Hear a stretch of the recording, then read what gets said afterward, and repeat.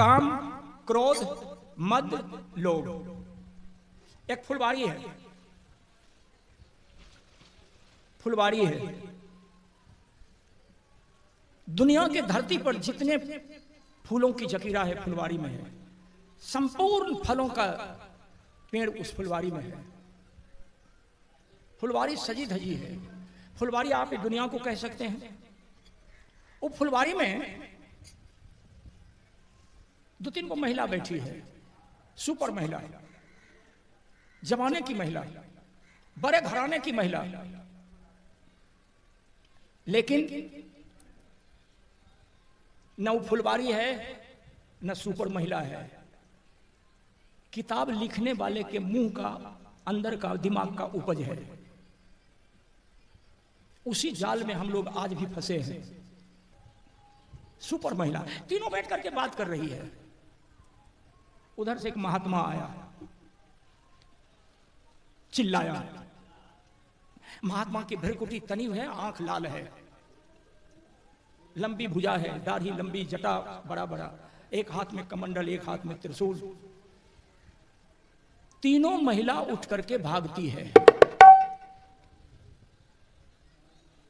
महात्मा टूट पड़ा, कहा रुक। अब उस साधु के वो तीनों सुपर महिला के की जरूरी? बड़का बड़का जटा, बड़की बड़की दाढ़ी, एक हाथ में कमंडल, एक हाथ में त्रिशूल, ब्रह्मचर्य के प्रतीक 2 उंगली के लंगोटी, भयंकर शरीर, बड़का भारी तपस्वी। वो तीनों सुपर महिला के देख कर की जरूरत ओकरा? लेकिन मैं साधु पीछा कर दिया, कहा रुक। वो तीनों महिला थी कौन? तो लिखने वालों ने लिखा है किताब के पन्ने में कि एक थी सरस्वती, दूसरी थी लक्ष्मी और तीसरी थी पार्वती। अब सरस्वती किसकी बेटी थी? ब्रह्मा की।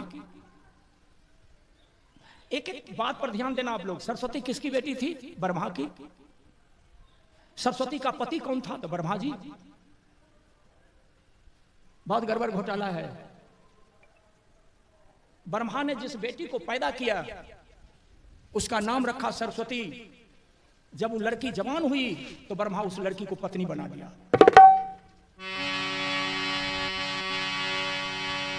वहां लिखता है कि देवताओं ने जाकर ब्रह्मा से पूछा कि पितामह ये क्या कर दिया आप, बेटी को पत्नी बना लिया? तो ब्रह्मा कहा कि पाप पुण्य का मैं हूं करता, पाप पुण्य से मैं नहीं डरता। मार दिया छक्का, गोल कर दिया। इस निर्लज्जता को पार कर दिया। सरस्वती पर टूटा।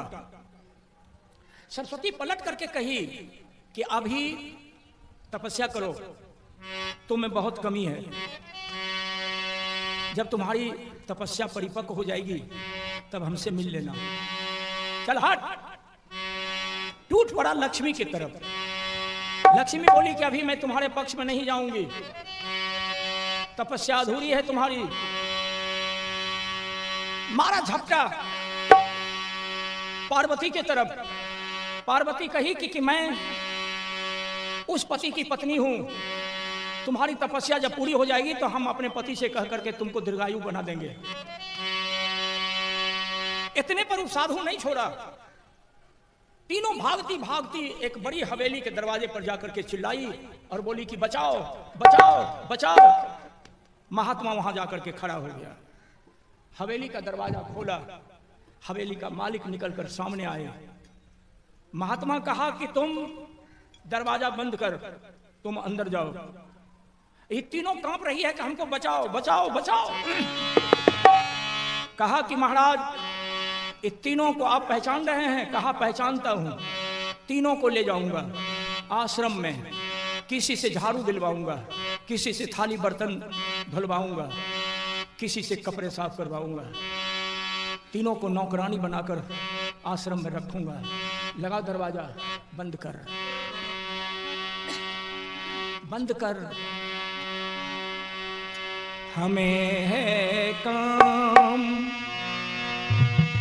ईश्वर से जगत रूठे तो रूठन हमें है काम ईश्वर से, जगत रूठे तो रूठन हमें है काम ईश्वर से, जगत रूठे तो रूठन जगत रूठे तो रूठन दे, जगत रूठे तो रूठन दे। कुटुंब परिवार सुखदारा माल धन लो लाजन दे, कुटुंब परिवार सुखदारा माल धन लोक लाजन की। प्रभु का भजन करने में अगर छूटे तो छूटने दे, प्रभु का भजन करने में अगर छूटे तो छूटने दे। हमें है काम ईश्वर से, जगत रूठे तो रूठन दे।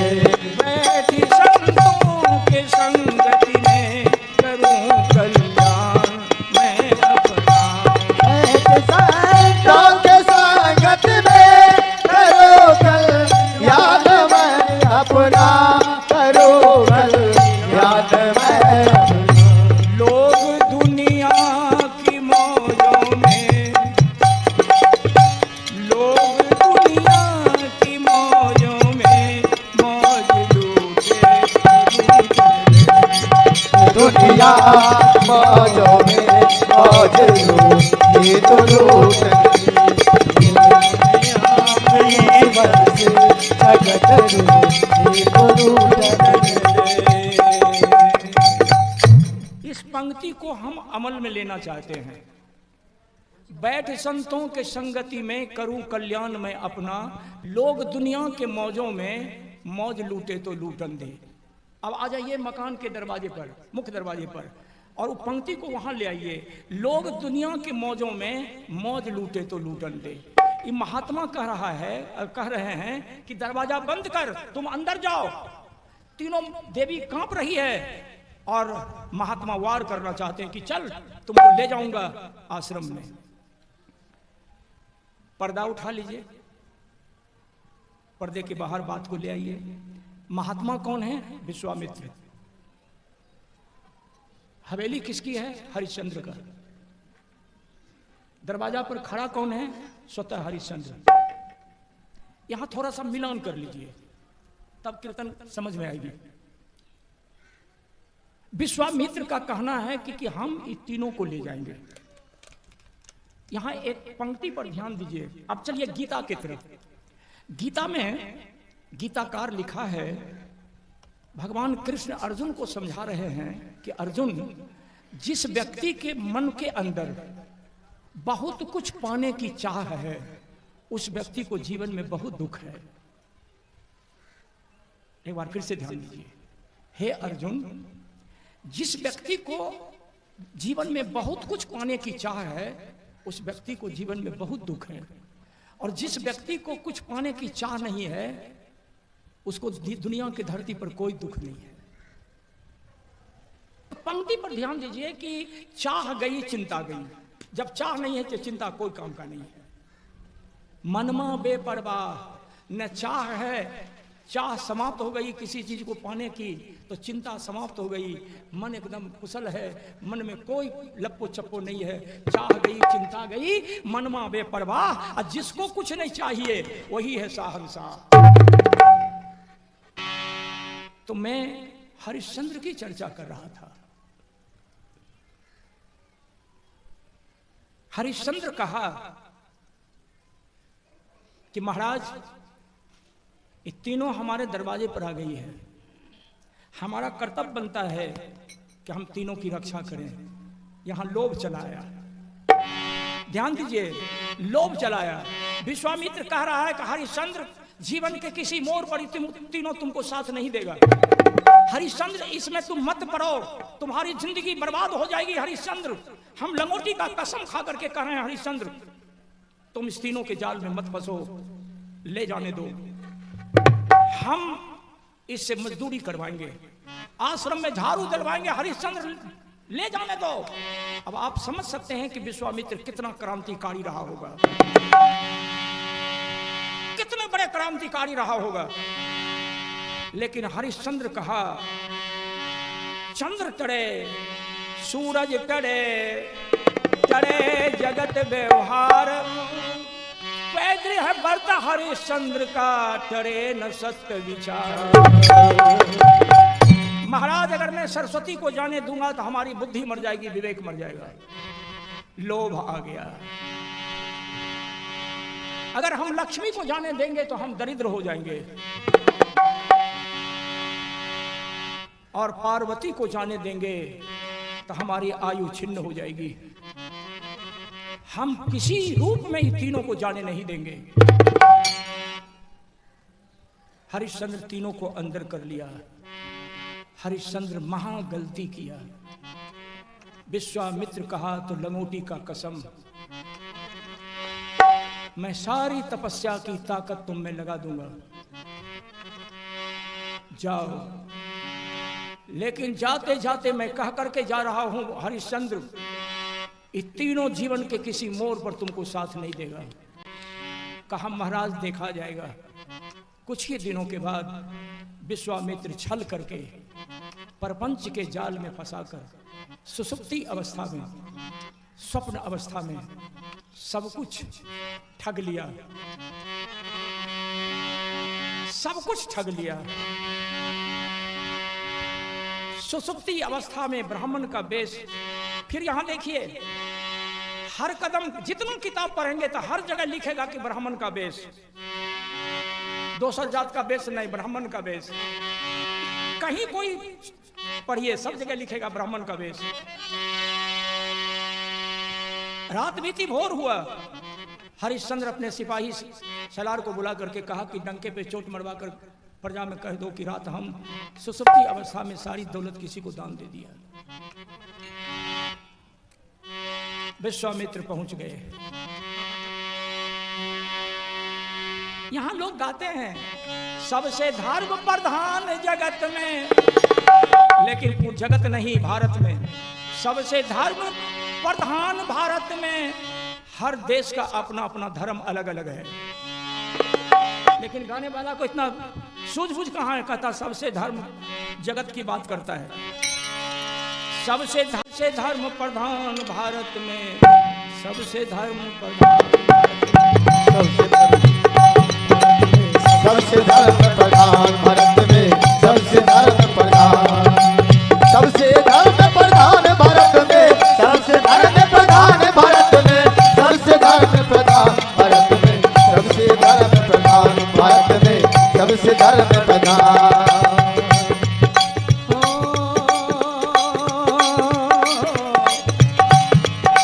धर्म के कारण हरिश्चंद्र जी धन संपत्ति हीनवान, धन संपत्ति निर्वाण, धन संपत्ति निर्वाण।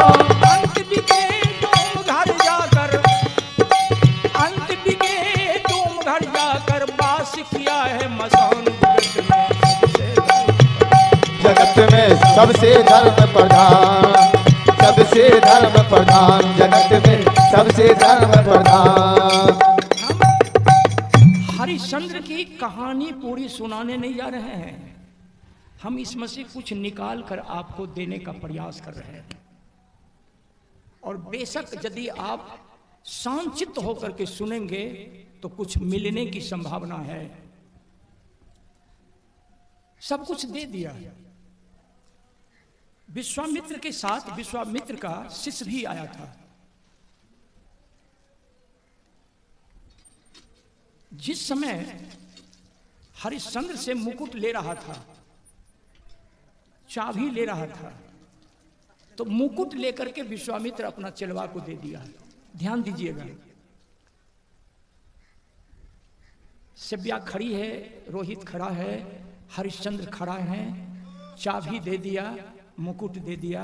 विश्वामित्र मुकुट लेकर अपना चेलवा को दे दिया। तो चेलवा कहता है कि गुरुजी, गुरुजी ये मुकुट हम पहन लें? तो विश्वामित्र कहा कि पहन लो। तो हरिश्चंद्र का मुकुट विश्वामित्र का चेला पहन लिया। और जब चेला मुकुट पहन लिया तब चलवा कहता है कि गुरुजी, गुरुजी। कहा बोल। कहा गुरुजी गद्दी पर बैठियो। तो विश्वामित्र कहा कि बैठ। बैठ गया। खूब ध्यान दीजिएगा। जब हरिश्चंद्र का मुकुट पहनकर हरिश्चंद्र के गद्दी पर बैठा विश्वामित्र का चेला, तो हरिश्चंद्र जी अपनी पत्नी सभ्या से कहा कि मेरे माथे का मुकुट पहनकर मेरे आसन पर बैठ गया है, पागल हो जाएगा, ये पागल हो जाएगा। जो ही हरिश्चंद्र अपनी पत्नी को कहा कि पागल हो जाएगा, तब तक मैं गद्दी पर बैठ करके चलवा चिल्लाया, कहा सिपाही। सिपाही आया। कहा सेनापति को बुलाओ। सेनापति आया। कहा कि हथकड़ी लेके आओ। हथकड़ी लेके आया। कहा कि विश्वामित्र के हाथ में हथकड़ी लगाओ।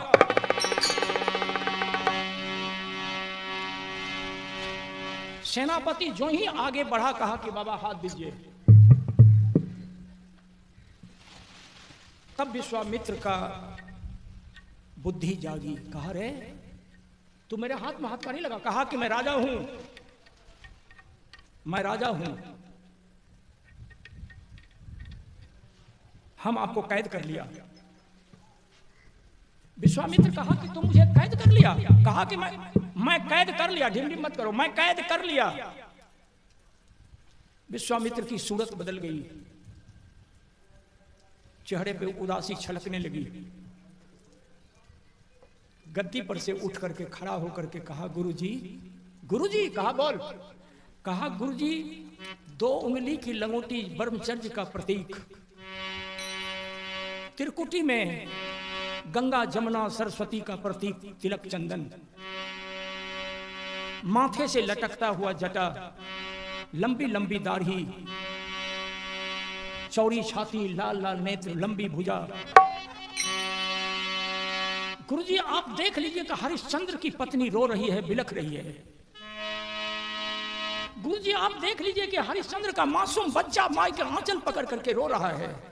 इसी दिन के लिए आप साधु बने। मैं जो बोल रहा हूं आज तक किसी कीर्तनकार से नहीं सुना होगा, इसलिए कि मैं इतिहास के पन्ने को रोज उल्टाता हूं, रोज खोजता हूं। हमारा यादाश्त अभी कमजोर नहीं हुआ है। कहा कि गुरुजी उत्तर दो कि इस दिन के लिए आप साधु बने। मुकुट खोल करके पटक दिया। कहा उठा लो गुरुजी, उठा लो। विश्वामित्र को ज्ञान के क्षेत्र में उठा करके पटक पटक करके घूंटे घूंट विश्वामित्र का चेला पानी पिला दिया।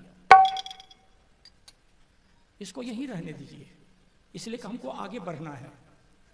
ये दूसरे कीर्तन का दूसरा पार्ट हम आपको समझाने के लिए कह रहे हैं। थोड़ा आगे बढ़ चलिए। विश्वामित्र बक्सा नहीं, कहा दक्षिणा, कहा से 30वां दी, वाराणसी में बिक करके दे दूंगा। चल दिया, लेकिन कंडीशन लगाया कि जब तक तुम हमें 60 सहस्त्र सोना नहीं दोगे तब तक भोजन नहीं करोगे।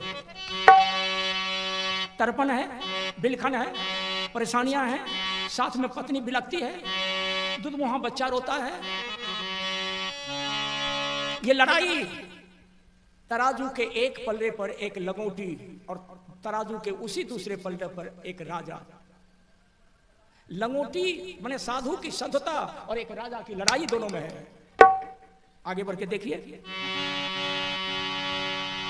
चल रहा है। कहीं कहीं बिलख बिलख कर रोता हुआ रोहित रोटी मांगता है, बेटा को रोते देखकर मां रोती है। लेकिन विश्वामित्र ने तो तय करवा लिया था। कभी कभी थक जाती है तो रोहित को गोद से उतारती है। रोहित कहीं कहीं रोता हुआ कहता है,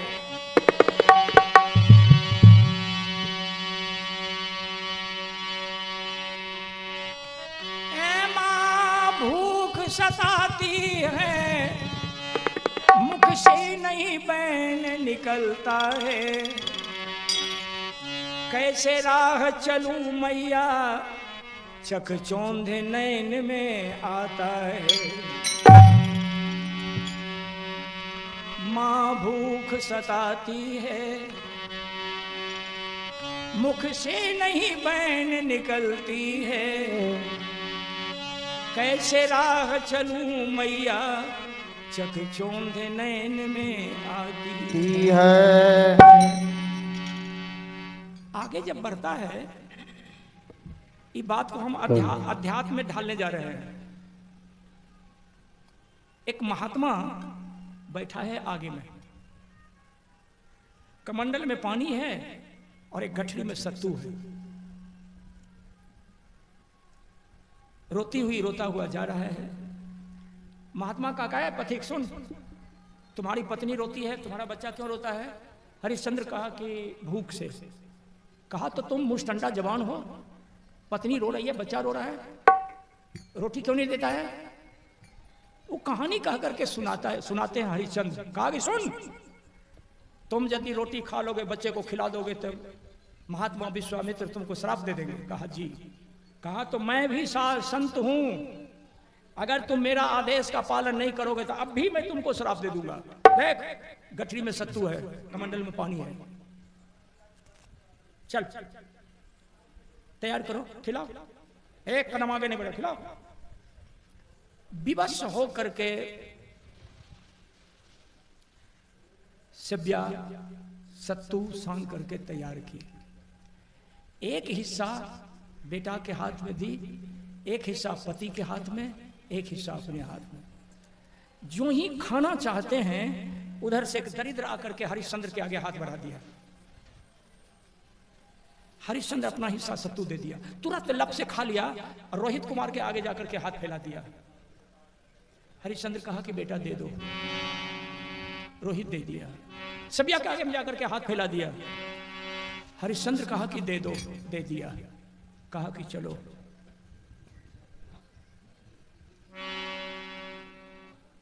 जिसने सत्तू दिया वो कौन था, और जिसने दरिद्र बन करके सत्तू मांग लिया वो कौन था? ध्यान दीजिएगा, जिसने सत्तू दिया वो सत्य था, और जिसने दरिद्र बन करके सत्तू मांग लिया वो धर्म था। हरिश्चंद्र की डूबती हुई जिंदगी की नाव को जाकर के वहां बचा लिया। ध्यान देने योग्य बात है और जीवन के हर मोड़ पर याद रखने की बात है। आगे बढ़ा, वाराणसी के चौराहे पर पहुंचने के बाद 30वां दिन है। हरिश्चंद्र अब बोली मारेंगे, मैं बिकता हूं, कोई खरीद ले। सब्या कही कि नहीं, मैं आवाज देती हूं। उसने आवाज दी, ए काशी के बासियों, सुनो हमारी पुकार,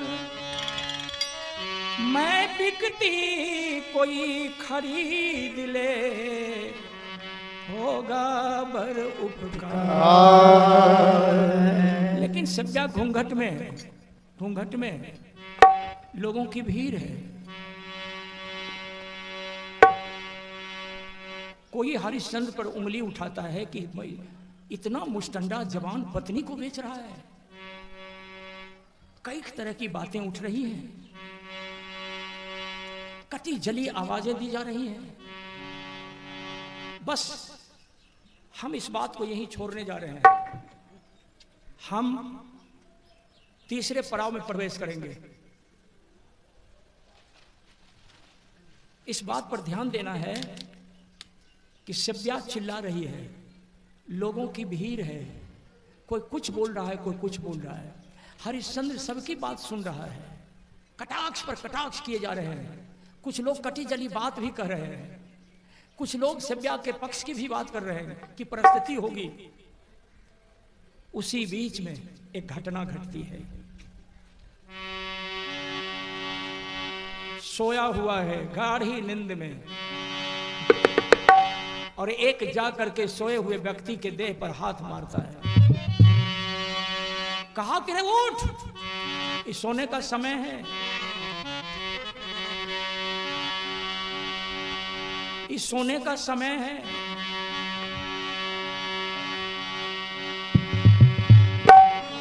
धन रह जाई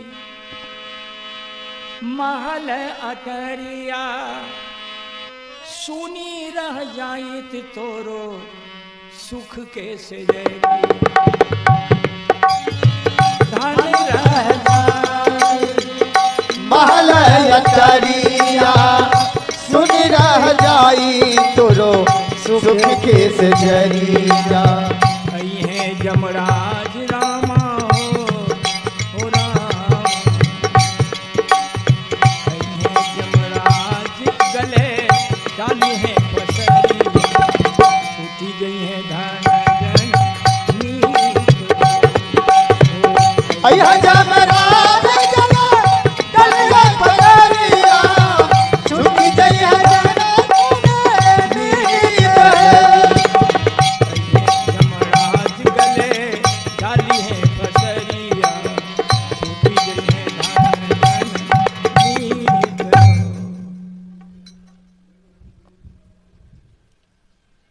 धर्म गाढ़ी नींद में सोया है।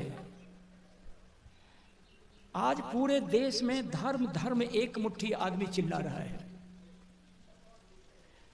लोग समझते हैं कि मंदिर में जाकर के अगरबत्ती जला देना, पूजा कर लेना धर्म है। धर्म नहीं है, ये धर्म नहीं है।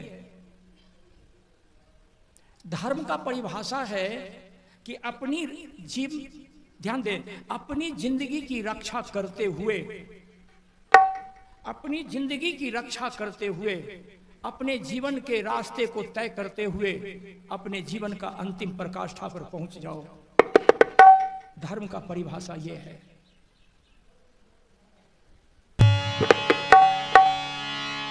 धर्म गाढ़ी नींद में सोया है। सत्य दौड़ करके गया और मारा धर्म के पीठ पर हाथ, कहा कि सोने का वक्त है रे, उठ। कहा सोने दे, कहा कि रे सोने का वक्त नहीं है, उठ। लेकिन धर्म करवट बदल करके फिर सोता है। फिर मारा हाथ सच, कहा जल्दी उठ। तुमको पता नहीं है, सत्य और धर्म के मार्ग पर चलने वाला हरिश्चंद्र अपनी पत्नी को वाराणसी के चौराहे पर बेचने के लिए खड़ा है। अगर कहीं कोई व्यक्ति, किसान, पैसा वाला, धनवान हरिश्चंद्र के पत्नी को खरीद लेगा, हरिश्चंद्र की इज्जत नहीं बचेगी। फिर आने वाला समय के लिए तो सत्य और धर्म के लिए किसी मनुष्य के हृदय में जगह नहीं बचेगी। सदा के लिए सत्य और धर्म विनष्ट हो जाएगा। किसी मनुष्य सत्य और धर्म के रास्ते पर चलने को तैयार नहीं होगा। चल जल्दी चल। कहा अरे यार, धर्म कहता अरे यार क्यों तंग कर रहे हो। जब से हरिश्चंद्र चला है अपने घर से, मैं उसके साथ रात दिन आया हूं। अरे यार देखा, हरिश्चंद्र की परीक्षा लिया मैं। अरे सत्तू लेकर के मैं दिया, सत्तू तैयार किया और तुम कंगाल बन करके खा लिया। वहां हरिश्चंद्र कठोर परीक्षा में पास कर गया ना। अरे बोल, पास कर गया ना। फिर घबरा रहे हो क्यों? कहा कि नहीं यार चल जल्दी, अगर कोई खरीद लेगा तो हरिश्चंद्र की इज्जत नहीं बचेगी। चल। कहा चल। धर्म कहता है कि सुन, मैं तेरा मालिक बनता हूं, तुम मुझे उपाध्याय जी कहना और मैं तुमको बटुक नाम से पुकारूंगा। चल खरीद लेते हैं, चल चल। सत्य और धर्म दोनों मिल करके वाराणसी के चौराहे पर पहुंचा।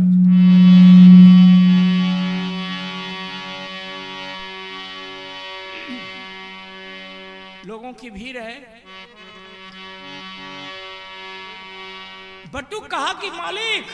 कहा बोल। कहा मालिक, अपने घर में सेवा करने वाली सेविका नहीं है, कहा हाँ नहीं है। कहा मालिक बिकती है। कहा पूछो, पूछ लो। गया, कहा कि कितना लेगी?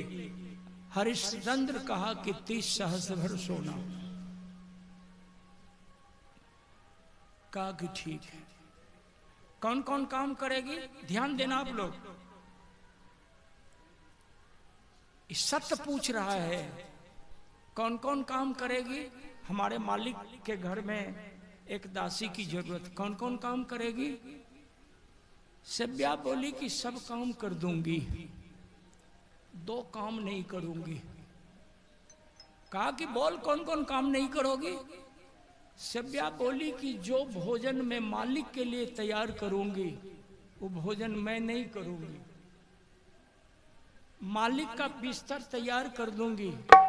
मालिक जब बिस्तर पर सोएंगे तो मालिक के बिस्तर पर बैठकर मालिक की सेवा नहीं करूंगी,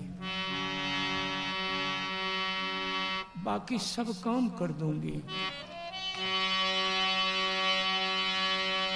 सत बटुक के बेस में धर्म को कहा मालिक, ओ मालिक। कहा बोल। कहा मालिक सब काम कर देगी, जो भोजन आपके लिए बनाएगी भोजन नहीं करेगी, और आप बिस्तर पर सोने जाओगे तो आपके बिस्तर पर बैठ करके सेवा नहीं करेगी। धर्म कहा तो अच्छी बात है, अच्छी बात है, दे दो 60 सहस्त्र भर सोना, 30 सहस्त्र भर सोना दे दो, खरीद लो। हम अपनी बात को आपके सामने यही लाना चाहते थे। बुरी से बुरी परिस्थिति में अगर हमारे पास, आपके पास सत्य और धर्म की कोई ऊर्जा है, कोई ताकत है, तो वहां हम बच सकते हैं, आप बच सकते हैं। विश्वामित्र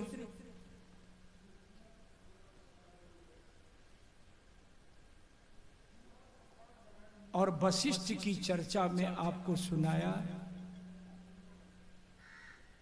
काम, क्रोध, मद और लोभ की मैंने बात कही।